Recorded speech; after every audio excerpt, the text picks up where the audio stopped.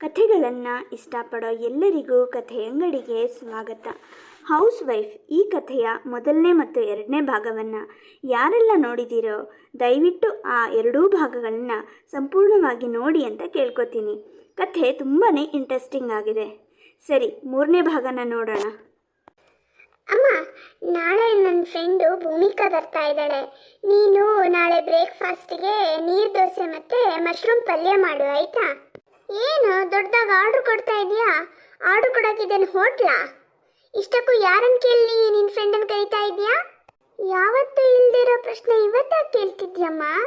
ಯಾವಾಗಲೂ ಕೇಳೋ ಹಾಗೆ ನನ್ನ ಅಪ್ಪನ ಪರ್ಮಿಷನ್ ತಗೊಂಡೆ. ಅಪ್ಪ ಹೇಳಿದ್ದಾರೆ, ಭೂಮಿಕನಪ್ಪ ನಂಗೆ ಪರಿಚಯ ಆಗಿದ್ದಾರೆ, ಅವಳನ್ನ ಮನೆ ಕರೆಯೋಕ್ಕೆ ಏನೂ ತೊಂದರೆ ಇಲ್ಲ ಅಂತ ಹೇಳಿದ್ದಾರೆ. ಹಾಗಾಗಿ ನಾಳೆ ಅವಳಿಗೆ ನಾನು ಬ್ರೇಕ್ಫಾಸ್ಟಿಗೆ ನಮ್ಮ ಮನೆಗೆ ಬಾ ಅಂತ ಕರೆದಿದ್ದೀನಿ. ಯಾಕಮ್ಮ ಈ ಥರ ಇವತ್ತು? ಓಹೋ, ಅಪ್ಪನ ಪರ್ಮಿಷನ್ ತಗೊಂಡಿದ್ಯಾ? ಹಾಗಾದರೆ ಅಪ್ಪನ ಹತ್ರನೇ ನೀರು ದೋಸೆ ಮಶ್ರೂಮ್ ಪಲ್ಯ ಎಲ್ಲ ಮಾಡ್ಕೊಡಕ್ಕೆ ಹೇಳು. ನನಗಾಗಲ್ಲ ಕಣೆ. ಇಷ್ಟು ದಿನ ಯಾವತ್ತೂ ಆಗಲ್ಲ ಮಾಡಲ್ಲ ಅಂತ ಹೇಳ್ತಿದ್ದವಳು ಇವತ್ತೇನಾಯ್ತಮ್ಮ ನಿನಗೆ? ನನ್ನ ಲೈಫಿನ ಮಾರಲ್ ಆಫ್ ದ ಸ್ಟೋರಿ ನನಗೇನು ಅರ್ಥ ಆಯಿತು ಅಂದರೆ, ನಮ್ಮ ಕಾಳಜಿ ನಾವೇ ತಗೋಬೇಕು ಅಂತ. ಇಷ್ಟು ದಿನ ಮನೆಯವ್ರ ಕಾಳಜಿ ನಾನು ತಗೋತಾ ಇದ್ದೆ, ಆದರೆ ನನ್ನ ಕಾಳಜಿ ಮಾತ್ರ ಯಾರೂ ತಗೊಳ್ತಾ ಇಲ್ಲ. ಅದು ನನಗೆ ಲೇಟಾಗಿ ಅರ್ಥ ಆಯಿತು. ಅದಕ್ಕೆ ನನ್ನ ಕಾಳಜಿ ನಾನು ತಗೋಬೇಕು ಅಂತಲೇ ಈ ನಿರ್ಧಾರಕ್ಕೆ ಬಂದಿದ್ದೀನಿ. ಇನ್ನು ಮುಂದೆ ನನ್ನಿಂದ ನಿನಗೆ ಮಾತ್ರ ಅಲ್ಲ, ಈ ಮನೆಯವರೆಲ್ಲರಿಗೂ ಏನೇ ಕೆಲಸ ಆಗಬೇಕಾಗಿದ್ರು ಇದನ್ನು ಮಾಡ್ತೀಯಾ ಅಂತ ಆರ್ಡ್ರ್ ಮಾಡೋ ಬದಲು ಮಾಡೋಕ್ಕಾಗತ್ತಾ ಅಂತ ಪೊಲೈಟ್ಲಿ ಕೇಳಬೇಕು, ಗೊತ್ತಾಯ್ತಾ? ಆಯ್ತಮ್ಮ, ತಪ್ಪಾಯಿತು. ಇದು ಒಂದ್ಸಲ ಅವಳಿಗೆ ನೀರು ದೋಸೆ ಮಶ್ರೂಮ್ ಪಲ್ಯ ಮಾಡಿಕೊಡು. ಇನ್ಯಾವತ್ತೂ ನಿನ್ನ ಪರ್ಮಿಷನ್ ಇಲ್ಲದೆ ಯಾರನ್ನು ಮನೆ ಕರ್ಕೊಂಡು ಬರಲ್ಲ, ಆಯಿತಾ? ಇದು ಒಂದ್ಸಲ ಅಮ್ಮ. ಇನ್ನೊಂದು ವಿಷಯ ಏನು ಗೊತ್ತಮ್ಮ, ಅವಳಿಗೆ ನೀನು ಮಾಡೋ ಅಡುಗೆ ತುಂಬ ಇಷ್ಟ. ಯಾವಾಗಲೂ ಹೇಳ್ತಿರ್ತಾಳೆ, ತಣ್ಣಗಿರೋದೇ ಇಷ್ಟು ರುಚಿಯಾಗಿದೆ, ಇನ್ನು ಬಿಸಿ ಬಿಸಿ ತಿಂದರೆ ಅದೆಷ್ಟು ರುಚಿಯಾಗಿರುತ್ತೋ ಅಂತ ಅಮ್ಮನ ಪಡೆಯೋಕ್ಕೆ ನೀನು ಪುಣ್ಯ ಮಾಡಿದ್ಯಾ ಕಣೆ ಅಂತ ಹೇಳ್ತಿರ್ತಾಳೆ, ಗೊತ್ತಾ? ಓಹೋ, ಇಂಥ ಅಮ್ಮನ ಪಡೆಯೋಕ್ಕೆ ನೀನು ಪುಣ್ಯ ಮಾಡಿದ್ಯಾ ಅಂತ ಅವಳು ಹೇಳದ್ಲ. ಮತ್ತು ಇಷ್ಟು ದಿನ ನೀನು ಅವಳಮ್ಮ ಹಾಗೆ ಇವಳಮ್ಮ ಹೀಗೆ, ಅವ್ರು ಎಷ್ಟು ಒಳ್ಳೆಯವರು, ಎಷ್ಟು ಅಪ್ಡೇಟ್ ಆಗಿದ್ದಾರೆ, ನೀನು ಮಾತ್ರ ಯಾವುದಕ್ಕೂ ಪ್ರಯೋಜನ ಇಲ್ಲ, ಬೇಯಿಸೋದು ಬಿಟ್ಟರೆ ಬೇರೆ ಏನೂ ಗೊತ್ತಿಲ್ಲ ಅಂತೆಲ್ಲ ಹೇಳ್ತಿದ್ದೆ. ಹ್ಞೂ ಅಮ್ಮ, ಸಾರಿ, ತಪ್ಪಾಯಿತು. ಇನ್ನು ಮುಂದೆ ಹಾಗೆಲ್ಲ ಹೇಳಲ್ಲ. ಇದು ಒಂದ್ಸಲ ಅಮ್ಮ, ಒಂದ್ಸಲ ಪ್ಲೀಸ್ ಅಮ್ಮ. ಸರಿ ಆಯಿತು, ಮಾಡಿಕೊಡ್ತೀನಿ. ಆದರೆ ನಂದು ಕೆಲವು ಕಂಡೀಷನ್ಸ್ ಇದೆ, ಅದಕ್ಕೆ ಒಪ್ಕೊಂಡ್ರೆ ಮಾತ್ರ. ಕಂಡೀಷನ್ ಏನಂದರೆ, ಅಕ್ಕಿನ ನೀನೇ ತೊಳೆದು ನೆನೆಸ್ಬೇಕು. ಆಮೇಲೆ ನಾನು ನಿನ್ನ ಕರೆದಾಗ ಬಂದು ಗ್ರೈಂಡರಲ್ಲಿ ಅಕ್ಕಿ ರುಬ್ಬಿ ಕೊಡಬೇಕು. ಆಮೇಲೆ ಈರುಳ್ಳಿ ಹೆಚ್ಚಿಕೊಡ್ಬೇಕು. ಇದಿಷ್ಟು ನೀನು ಮಾಡಿಕೊಟ್ರೆ ನಾನು ನಿನಗೆ, ನಿನ್ನ ಫ್ರೆಂಡ್ಗೆ ಮತ್ತು ಈ ಮನೆಯವ್ರಿಗೆಲ್ರಿಗೂ ನೀರು ದೋಸೆ ಮಶ್ರೂಮ್ ಪಲ್ಯ ಮಾಡಿಕೊಡ್ತೀನಿ. ಇದೇನಮ್ಮ ಇವತ್ತು ನೀನು ಹೀಗೆ ಹೇಳ್ತಿದ್ಯಾ? ನೀನು ತುಂಬ ವಿಚಿತ್ರ ಅಂತ ಅನ್ನಿಸ್ತಾ ಇದೆಯಾ? ಇಷ್ಟು ದಿನ ಯಾವಾಗಲೂ ಫ್ರೆಶ್ ಆಗಿರೋದನ್ನೇ ತಿನ್ನಬೇಕು, ಹೊರಗಡೆಯಿಂದ ಏನೂ ತರಬಾರ್ದು, ಪುಡಿ ಗಿಡಿ ಏನಿದೆಯೋ ಮನೆಯಲ್ಲೇ ಫ್ರೆಶ್ ಆಗಿ ಅವಾಗವಾಗಲೇ ಮಾಡಿ ತಿನ್ನಬೇಕು ಅಂತೆಲ್ಲ ಹೇಳ್ತಾ ಇದ್ದೆ. ಮತ್ತಿವಾಗ ನಾಳೆಗೋಸ್ಕರ ಇವತ್ತೇ ನೀರು ದೋಸೆ ಇಟ್ಟು ರುಬ್ಬಿಡೋದಾ? ಈರುಳ್ಳಿ ಇವಾಗಲೇ ಹೆಚ್ಚಿಡಬೇಕಾ? ಏನಾಗಿದೆಯಮ್ಮ ನಿನಗೆ? ನಿನ್ನ ಮಾತು ನಿಜ. ಇಷ್ಟು ದಿನ ಮನೆಯವರೆಲ್ಲರೂ ಆರೋಗ್ಯವಾಗಿರಬೇಕು, ಖುಷಿಯಾಗಿರಬೇಕು, ಲವಲವಿಕೆಯಿಂದ ಇರಬೇಕು ಅಂಥೇಳಿ ನಾನು ನನಗೆ ಕಷ್ಟ ಆದ್ರೂ ಎಲ್ಲದನ್ನು ಮನೆಯಲ್ಲೇ ರೆಡಿ ಮಾಡ್ಕೋತಾ ಇದ್ದೆ. ನಿಮ್ಮೆಲ್ಲರೂ ಕಾಳಜಿ ವಹಿಸೋ ನನ್ನ ಕಾಳಜಿನ ಮಾತ್ರ ನೀವು ಯಾರೂ ವಹಿಸಿಲ್ಲ. ಹೋಗಲಿ, ಅವಳಿಗೂ ಸುಸ್ತಾಗತ್ತೆ, ಅವಳಿಗೂ ಭಾವನೆ ಇದೆ, ಅವಳಿಗೂ ಏನಾದರೂ ಒಂದು ಎಂಟರ್ಟೈನ್ ಬೇಕು. ತಿಂದ್ಯಾ ಕುಡ್ದ್ಯಾ ಅಂತ ಯಾರಾದರೂ ಯೋಚನೆ ಮಾಡಿದ್ದೀರಾ? ಇಲ್ಲ. ನೀವ್ಯಾರು ನನ್ನ ಬಗ್ಗೆ ಯೋಚನೆ ಮಾಡದೆ ಹೋದ್ಮೇಲೆ ನಾನು ಯಾಕೆ ನಿಮ್ಮ ಬಗ್ಗೆ ಯೋಚನೆ ಮಾಡಲಿ? ಇಷ್ಟಕ್ಕೂ ನಾನೇನು ತುಂಬ ಹಾಳಾಗಿರೋದನ್ನ ಏನೂ ಕೊಡ್ತಿಲ್ಲ. ನಾನು ನಿಮಗೆ ರುಚಿಯಾಗಿರೋ, ಶುಚಿಯಾಗಿರೋ, ಆರೋಗ್ಯಕರವಾದ ಊಟ ಕೊಟ್ಟರು ನೀವೆಲ್ಲರೂ ಹೊರಗಡೆ ಹೋಗಿ ಹೊಟ್ಟೆ ತುಂಬ ಮೇಯ್ಕೊಂಬರ್ತೀರ. ಅದಕ್ಕಿಂತ ಇದು ತುಂಬಾ ಒಳ್ಳೆಯದು, ಮನೆಯಲ್ಲೇ ಮಾಡಿರೋದು. ಈಗ ಈ ಉಪ್ಪಿನಕಾಯಿ ಅದು ಇದೆಲ್ಲ ಮೊದಲೇ ಮಾಡಿರಲ್ವಾ, ಹಾಗೇನೆ. ನಾನೇನು ತುಂಬ ಮಾಡಲ್ಲ, ನಾಳೆಗೋಸ್ಕರ ಇವತ್ತು ಪ್ರಿಪೇರ್ ಮಾಡ್ತೀನಿ ಅಷ್ಟೇ. ಸರಿ ಆಯ್ತಮ್ಮ, ನೀನು ಹೇಳಿದ್ದನ್ನೆಲ್ಲ ಮಾಡ್ತೀನಿ. ಅಮ್ಮ ಇವತ್ತು ತುಂಬಾ ವಿಚಿತ್ರವಾಗಿ ಆಡ್ತಿದ್ದಾರೆ, ಆದರೆ ಅವ್ರ ಮಾತಲ್ಲೂ ಸತ್ಯ ಇದೆ ಅಂತ ಅನ್ನಿಸ್ತಾ ಇದೆ. ಸ್ತುತಿ ನನಗೆ ಸಹಾಯ ಮಾಡಿದಾಗೂ ಆಯಿತು, ಕೆಲಸ ಕಲ್ತ್ಕೊಂಡಾಗೂ ಆಯಿತು. ಹೀಗೆ ಮಾಡ್ತೀನಿ. ಇವತ್ತು ಭಾನುವಾರ ಸ್ವಲ್ಪ ಲೇಟಾಗೆ ಹೇಳ್ತೀನಿ ಅಂತ ಅಂದ್ಕೊಂಡಿದ್ದೆ ಹಿರಣ್ಮಯಿಗೆ ಪ್ರತಿದಿನ ಹೇಳೋ ಹಾಗೆ ಸಮಯಕ್ಕೆ ಸರಿಯಾಗಿ ಎಚ್ಚರ ಆಯಿತು. ಏನಿವತ್ತು ಹಿರಣ್ಮಯಿ ಆರಾಮಾಗಿ ಕೂತ್ಕೊಂಡಿದ್ದಾಳೆ ಅಂತ ಯೋಚನೆ ಮಾಡ್ತಿದ್ದೀರಾ? ನಿನ್ನೆ ನನ್ನ ಮಗಳ ಕೈಯಲ್ಲಿ ಸ್ವಲ್ಪ ಕೆಲಸ ಮಾಡಿಸಿದ್ನಲ್ಲ, ಹಾಗೆ ಇವತ್ತಿನ ತಿಂಡಿಗೆ ಅಡುಗೆಗೆ ಎಲ್ಲನೂ ಪ್ರಿಪ್ರೇಷನ್ ಮಾಡಿ ಇಟ್ಟೆ. ಹಾಗಾಗಿ ಬೆಳಗ್ಗೆ ಸ್ವಲ್ಪ ಟೈಮ್ ಸಿಕ್ಕಿದೆ. ಟೈಮ್ ಸಿಕ್ತು ಅಂತ ನಾನು ಟೈಮ್ ವೇಸ್ಟ್ ಮಾಡಲ್ಲಪ್ಪ. ಆರಾಮಾಗಿ ವಾಕ್ ಹೋಗಿ ಬಂದೆ. ಆಮೇಲೆ ಬಿಸಿ ಬಿಸಿ ಕಾಫಿನ ಇಲ್ಲಿ ಕೂತ್ಕೊಂಡು ಆರಾಮಾಗಿ ಎಂಜಾಯ್ ಮಾಡಿ ಕುಡಿದೆ.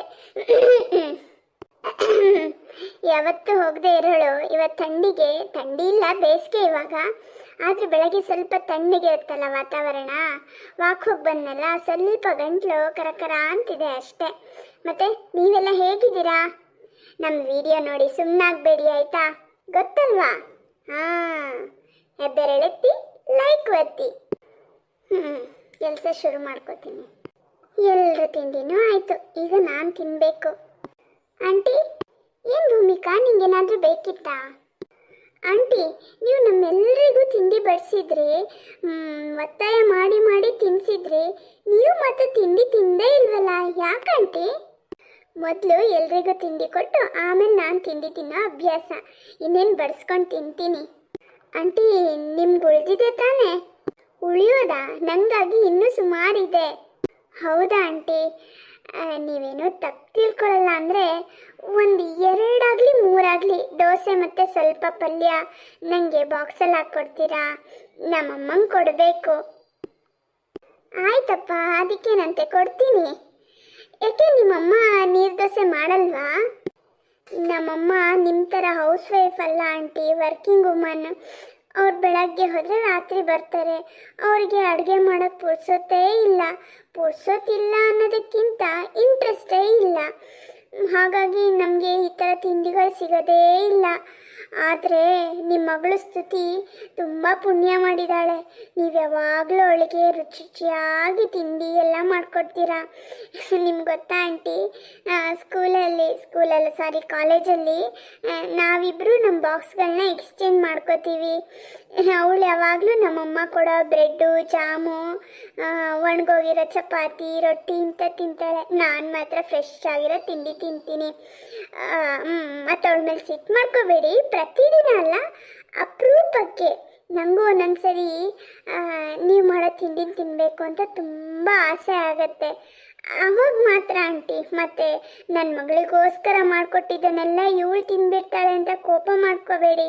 ನನಗೆ ಗೊತ್ತು, ಅಮ್ಮಂದ್ರೆಲ್ಲ ಅವ್ರ ಮಕ್ಕಳು ಚೆನ್ನಾಗಿರಬೇಕು, ಆರೋಗ್ಯವಾಗಿರಬೇಕು ಅಂತ ಒಳ್ಳೊಳ್ಳೆ ತಿಂಡಿ ಊಟ ಮಾಡಿಕೊಡ್ತಾರೆ. ಅದನ್ನು ಬೇರೆಯವ್ರು ತಿಂದರೆ ಬೇಜಾರಾಗತ್ತೆ. ನಮ್ಮಮ್ಮನೂ ಅಷ್ಟೇ ಪ್ರೀತಿ ಮಾಡ್ತಾರೆ. ಪಾಪ ಅವರಿಗೆ ಪುರ್ಸೋತಿಲ್ಲ, ಏನು ಮಾಡೋದು ಹೇಳಿ. ಅದಕ್ಕೆ ನೀವು ಈ ತಿಂಡಿ ಕೊಟ್ಟರೆ ಅಮ್ಮಂಗೊಂಚೂರು ತಿನ್ಸೋಣ ಅಂತ.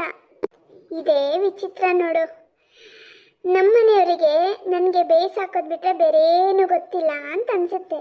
ಆದರೆ ನಿನಗೆ ನಾನು ಬೇಯಿಸಿ ಹಾಕೋದೇ ಇಷ್ಟ ಆಗತ್ತೆ. ಎಷ್ಟು ವಿಚಿತ್ರ ಅಲ್ವಾ? ಈ ಥರ ಮಾತಾಡೋದು ಖಂಡಿತ ತಪ್ಪು ಆಂಟಿ. ಯಾಕೆಂದರೆ ನಾವು ಏನೇ ಮಾಡಬೇಕಾದ್ರೆ ಮೊದಲು, ಅಂದರೆ ಸಾಧನೆ ಮಾಡೋದಕ್ಕಿಂತ ಮೊದಲು ನಮ್ಮ ಹೊಟ್ಟೆ ಗಟ್ಟಿ ಇರಬೇಕು. ಹೊಟ್ಟೆ ತುಂಬಿದರೆ ಮಾತ್ರ ಅಲ್ವಾ ನಮಗೆ ಕೆಲಸ ಮಾಡೋಕ್ಕೆ ಶಕ್ತಿ ಇರೋದು. ಹಾಗಾಗಿ ನಾವು ಊಟಕ್ಕೆ ಯಾವತ್ತೂ ಏನೂ ಅನ್ನಬಾರ್ದು. ಹಾಗೆ ನಮಗೆ ಪ್ರೀತಿಯಿಂದ ಅಡುಗೆ ಮಾಡಿಕೊಡೋರನ್ನ ನಾವು ಯಾವತ್ತೂ ಪ್ರೀತಿಯಿಂದ ನೋಡಬೇಕು, ಗೌರವಿಸಬೇಕು. ಸಾರಿ ಆಂಟಿ, ನನ್ನ ವಯಸ್ಸಿಗಿಂತ ಸ್ವಲ್ಪ ಜಾಸ್ತಿ ಮಾತಾಡಿದೆ ಅನಿಸುತ್ತೆ. ಸಾರಿ, ಬೇಜಾರೇನಿಲ್ಲ. ನಿನ್ನ ಮಾತು ಕೇಳಿ ಖುಷಿ ಆಯಿತು. ನಿನಗೆ ಬಾಕ್ಸ್ ಕಟ್ಕೊಡ್ತೀನಿ ಆಯಿತಾ? ಸುಮಾರು 2 ದಿನಗಳ ನಂತರ. ಹಲೋ, ಹೇಳಿ. ಹಲೋ ಮೇಡಮ್, ನಾನು ಸುಗಂಧಿ ಅಂತ, ಭೂಮಿಕನ್ ತಾಯಿ. ನಿಮ್ಮ ಹತ್ರ ಮಾತಾಡಬೇಕಿತ್ತು. ಮನೆಗೆ ಬರ್ಬೋದಾ? ನಾನು ಇಲ್ಲೇ ಹೊರಗಡೆ ನಿಂತಿದ್ದೀನಿ, ಬನ್ನಿ ಅಂದರೆ ಬರ್ತೀನಿ. ಹಾಂ, ಬನ್ನಿ, ಬಾಗಿಲು ತೆಗೆದೇ ಇದೆ, ಒಳಗೆ ಬನ್ನಿ. ಮೇಡಮ್ ಹೇಗಿದ್ದೀರಾ? ನಾನು ಚೆನ್ನಾಗಿದ್ದೀನಿ, ಬನ್ನಿ ಕೂತ್ಕೊಳ್ಳಿ. ಖಂಡಿತ ಕುತ್ಕೊಳ್ತೀನಿ ಮೇಡಮ್, ನಿಮ್ಮ ಹತ್ರ ತುಂಬ ಮಾತಾಡೋದಿದೆ. ಅಯ್ಯೋ, ನಾನೊಬ್ಳು ನಿಮಗೆ ಕಾಫಿ ತರೋದನ್ನು ಬಿಟ್ಟು ಕೂತ್ಕೊಂಡೇ ಬಿಟ್ಟೆ. ಇರಿ, ಕಾಫಿ ತರ್ತೀನಿ. ನೀವು ಕೊಡೋ ಕಾಫಿ ಮಾತ್ರ ಅಲ್ಲ, ಅದ್ರ ಜೊತೆಗೆ ಏನಾದ್ರು ತಿಂಡಿ ಕೊಟ್ಟರು ನಾನು ತಗೊಳ್ತೀನಿ. ಆದರೆ ಈಗಲ್ಲ, ಮೊದಲು ಒಂದು ವಿಷಯ ಮಾತಾಡೋಣ, ಆಮೇಲೆ ನಿಮ್ಮ ಮನೆಯಲ್ಲಿ ತಿಂದು ಕುಡ್ದೇನೆ ನಾನು ಹೋಗ್ತೀನಿ, ಆಯಿತಾ? ಈಗ ವಿಷಯಕ್ಕೆ ಬರೋಣ. ಮೊನ್ನೆ ನೀವು ನನ್ನ ಮಗಳ ಹತ್ರ ಕೊಟ್ಟು ಕಳಿಸಿದ್ರಲ್ಲ ನೀರು ದೋಸೆ ಮಶ್ರೂಮ್ ಪಲ್ಯ, ತುಂಬ ತುಂಬ ಸೂಪರ್ ಆಗಿತ್ತು. ಹಾಗೆ ನನ್ನ ಮಗಳು ತುಂಬಾ ಹೊಗಳ್ತಾ ಇರ್ತಾಳೆ, ಸ್ತುತಿಯವ್ರ ಅಮ್ಮ ತುಂಬ ಚೆನ್ನಾಗಿ ಅಡುಗೆ ಮಾಡ್ತಾರೆ ಅಂತ. ಮೊನ್ನೆ ನೀರು ದೋಸೆ ಪಲ್ಯ ತಿಂದಮೇಲಂತೂ ನನಗೆ ನಿಮ್ಮನ್ನು ನೋಡದೆ ಮಾತಾಡದೆ ಇರೋಕ್ಕಾಗಲೇ ಇಲ್ಲ. ಅದಕ್ಕೆ ಇವತ್ತು ಬಂದುಬಿಟ್ಟೆ. ಹೌದಾ? ನೀವು ಹೇಳೋದು ನೋಡಿದ್ರೆ ನಾನೇನೋ ದೊಡ್ಡ ಸಾಧನೆ ಮಾಡಿದ್ದೀನಿ ಅಂತ ಅನ್ಬೇಕು. ಅಷ್ಟೊಂದು ಹೊಗಳೋ ಅಂಥದ್ದು ನಾನೇನೂ ಮಾಡಿಲ್ಲ ರೀ. ನೀವು ಮಾತಾಡೋದು ನೋಡಿದ್ರೆ ನಿಮ್ಮ ಟ್ಯಾಲೆಂಟ್ ನಿಮಗೆ ಗೊತ್ತಿಲ್ಲ ಅಂತ ಅನಿಸುತ್ತೆ. ನೀವು ಅಡುಗೆಯಲ್ಲಿ ಎತ್ತಿದ ಕೈ ಹಿರಣ್ಮಯ್ಯವರೇ. ಯಾವತ್ತೂ ಬರೀ ಮನೆ ಮಟ್ಟಿಗೆ ಮಾತ್ರ ಅದನ್ನ ಮೀಸಲಾಗಿಡಬೇಡಿ. ನಿಮ್ಮ ಕೈ ರುಚಿನ 4 ಜನರಿಗೂ ತೋರಿಸಿ. ಏನು ಹೇಳ್ತಿದ್ದೀರಾ ನೀವು? ನಾನು ನಿಮ್ಮ ಹತ್ರ ಒಂದು ರಿಕ್ವೆಸ್ಟ್ ಮಾಡ್ಕೊಳ್ತಾ ಇದ್ದೀನಿ. ಹೇಗೂ ನೀವು ಮನೆಯವರಿಗೆಲ್ಲ ತಿಂಡಿ ಮಾಡ್ತಿರಲ್ಲ, ಇನ್ನೊಂದು 3 ಜನಕ್ಕಾಗೋವಷ್ಟು ಹೆಚ್ಚಿಗೆ ಮಾಡೋಕ್ಕಾಗತ್ತಾ? ನಾನು ಯಾಕೆ ಹೀಗೆ ಕೇಳ್ತಾ ಇದ್ದೀನಿ ಅಂದರೆ, ನನಗೂ ಆರೋಗ್ಯವಾಗಿರೋ ಬ್ರೇಕ್ಫಾಸ್ಟ್ ಮಾಡೋಕ್ಕೆ ಸಮಯನೇ ಸಿಗಲ್ಲ ಅನ್ನೋದು ಒಂದು ರೀಸನ್. ಆದರೆ ನಂಗೆ ಅಡುಗೆ ಮಾಡೋಕ್ಕೆ ಬರಲ್ಲ ಅನ್ನೋದು ಅದಕ್ಕಿಂತ ದೊಡ್ಡ ರೀಸನ್ನು. ಹೇಗೂ ನೀವು ಮನೆಯವರಿಗೆಲ್ಲ ಮಾಡ್ತಿರಲ್ಲ, ನಮಗೊಂದು 3 ಜನಕ್ಕೆ ಮಾಡಿ ಪಾರ್ಸೆಲ್ ಕಟ್ಕೊಡಿ. ಅಂದರೆ ನೀವೇನು ಬರೋದು ಬೇಡ, ನೀವು ಮನೆಯಲ್ಲೇ ಇರಿ, ನಮ್ಮ ಡ್ರೈವರಿಗೆ ಕಳಿಸ್ತೀನಿ. ಬೆಳಗ್ಗೆ 3 ಜನಕ್ಕೆ ತಿಂಡಿ, ಮಧ್ಯಾಹ್ನ ನೀವು ಏನು ಅಡುಗೆ ಮಾಡ್ತೀರೋ ಅದು ನಮ್ಮ ಡ್ರೈವರನ್ನು ಕಳಿಸ್ತೀನಿ, ನೀವು ಪಾರ್ಸೆಲ್ ಕೊಟ್ಟು ಕಳಿಸಿ. ಹಾಂ, ಪಾತ್ರೆ ಬೇಕಾದರೆ ನಾನೇ ತಂದು ಕೊಡ್ತೀನಿ. 2 ಸೆಟ್ ತಂದು ಕೊಟ್ಟರೆ ಒಂದು ನನ್ನ ಕೊಟ್ಟಾಗ ಇನ್ನೊಂದು ನಿಮ್ಮ ಹತ್ರ ಇರುತ್ತೆ. ಹೀಗೆ ಮಾಡೋಣ ಪ್ಲೀಸ್. ಇಲ್ಲ ಅಂತ ಹೇಳಬೇಡಿ. ನನಗೆ ನಿಮ್ಮ ದೋಸೆ ತಿಂದಾಗಿಂದನೂ ಅಮ್ಮನ ನೆನಪು ಮೇಲೆ ಬರ್ತಾ ಇದೆ. ಅದೆಷ್ಟು ಸಲ ಅಮ್ಮನ ನೆನಪು ಮಾಡ್ಕೊಂಡು ಕಣ್ಣೀರು ಹಾಕಿದ್ದೀನೋ ಏನೋ. ಪ್ಲೀಸ್ ಕಣ್ರಿ, ಇಲ್ಲ ಅಂತ ಹೇಳಬೇಡಿ.